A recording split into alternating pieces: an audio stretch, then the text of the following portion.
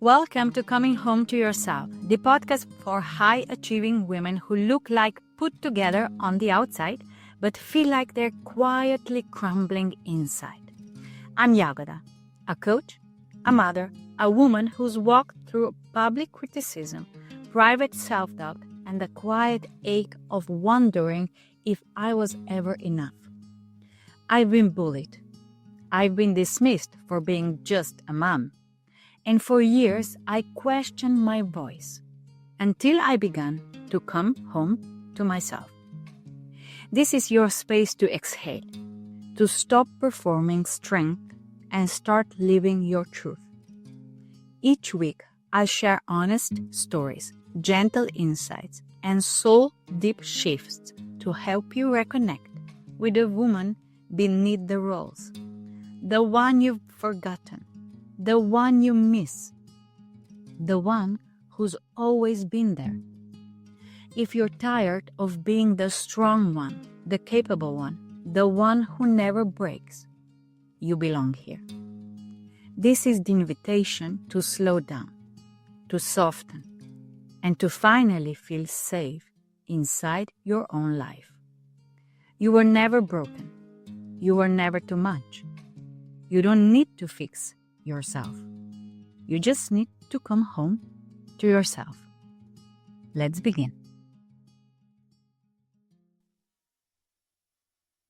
There's a moment I remember so clearly. I had just landed a speaking opportunity I had really wished for. And instead of celebrating, I froze. Not because I wasn't grateful or capable or prepared, but because this tiny voice in the back of my mind whispered, they picked the wrong person. They're going to find out you're not that good. Any minute now, this will all collapse. You know that voice? It doesn't scream. It undermines. It doesn't stop you outright. It just makes you every step feel like you're walking through self-doubt. And this isn't just insecurity. It's not lack of gratitude. It's a pattern, an internal sabotage loop that has a name, imposter syndrome, though you may not know it yet. Let's just call it what it feels like. I'm not enough. I don't belong here. Any success I have must be luck. Who am I to be doing this? If any of those land in your chest, this episode is for you. Let's be real. You can have all the degrees, the certifications, the recognition, and still walk into a room feeling like a fraud. This isn't just about self-esteem. It's deeper. It's what happens when your internal worth never catches up to your external life. It's what happens when your nervous system has been conditioned to survive, not to thrive. When your success grows, but your self-trust doesn't. And here's what's important to know. A huge misconception is that imposter syndrome only affects people early in their careers or people without credentials. CEOs struggle with it. Best-selling authors, artists, mothers, therapists, coaches. Success doesn't immunize you from doubt. Sometimes it intensifies it. And imposter syndrome isn't just something you pick up one day. It's often rooted early. For me, it started as early as kindergarten. When I was in kindergarten, one of the teachers always picked on me, blaming me for everything, even though I hadn't done anything. She was constantly criticizing me. I never did anything right. I often had to stand in the corner for some time. That was punishment for my allegedly bad behavior. And that made me feel inferior, as if everyone was better than me and I was not worthy.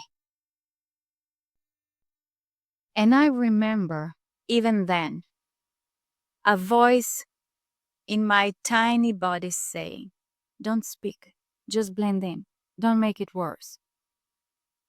Years later, I found out that the real reason was that my teacher and my father, who was deceased at the time this was happening, had a dispute in the past.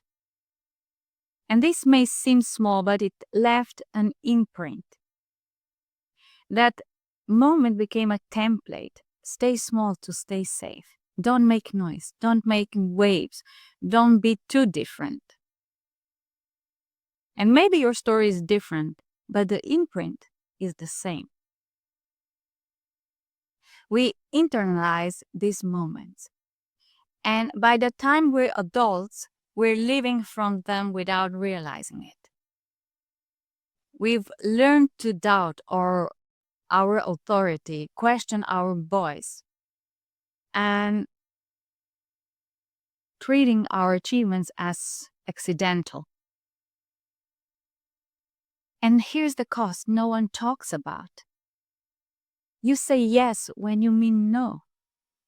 You over-prepare, over-prove, overdo to make sure no one questions your place.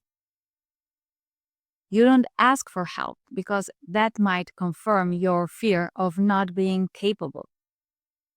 You celebrate quietly, if at all, because you don't feel like you've earned it. And maybe, worst of all, you keep working, but you stop dreaming.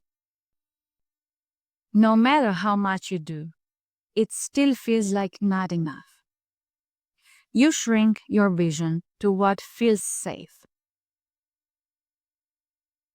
You avoid things that would stretch you because the risk of being found out feels too big.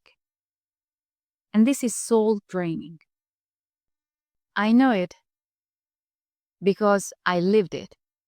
There was a season of my life where I was performing on the outside, but questioning everything on the inside. I was doing everything, doing it right, but I was still fighting to believe I belonged in those rooms myself. And you know what broke that cycle? Not more proving, not more applause, not more doing, but slowing down, tuning in, and realizing I don't need to earn my place in life. I already am the place. I don't need to become more. I need to come home to who I already am. So let me ask you something. What would change if you believed you were enough without needing to prove it first? What would you stop doing if you no longer felt like a fraud? What would you start doing if your worth was never in question? Because the truth is, you don't need to wait until you feel ready. Imposter syndrome doesn't disappear when you achieve more. It dissolves when you stop outsourcing your value. That shift from proving to embodying, that's when everything changes. You begin to speak more freely, say no more easily, take up more space, not from ego, but from wholeness. You create from trust, not tension. You lead from alignment, not pressure. And slowly, that inner voice gets quieter. Not because it never tries again, but because you no longer believe it like you used to. But if you don't shift, if you stay inside this loop, you might never apply for that dream role, never write a book, never raise your hand in the meeting. You'll keep overgiving in relationship and underliving in your own life until self-doubt becomes a permanent ceiling. So today, I want to offer you something simple. Pause, breathe, ask yourself, where in my life am I still trying to prove I belong? What would it feel like to trust that I already do? What version of me is waiting to come alive when I stop living like an imposter? Hold space for that version. Let her breathe. Let her speak. Let her lead. You don't need to be more perfect. You just need to be more you. And I promise, she's enough. If this episode stirred something in you, don't forget to subscribe. There's more where this came from. And share it with the woman in your life who's working so hard to measure up. Because this is the work of coming home to yourself. You belong here. You always did.